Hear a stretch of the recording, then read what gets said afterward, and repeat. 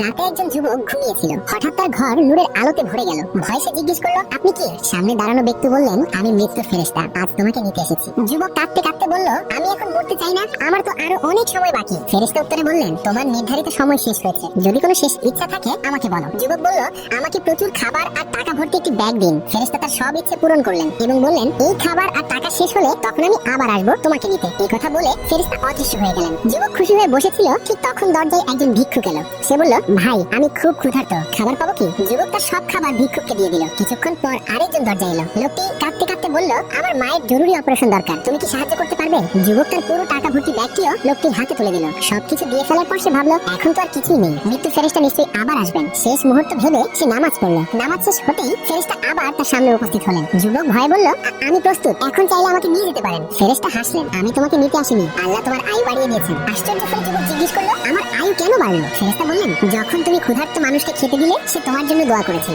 যখন তুমি অসহায় মানুষকে টাকা দিলে সেও আল্লাহর কাছে তোমার জন্য দোয়া করেছিল, সেই দোয়াগুলো আল্লাহ কবুল করেছেন।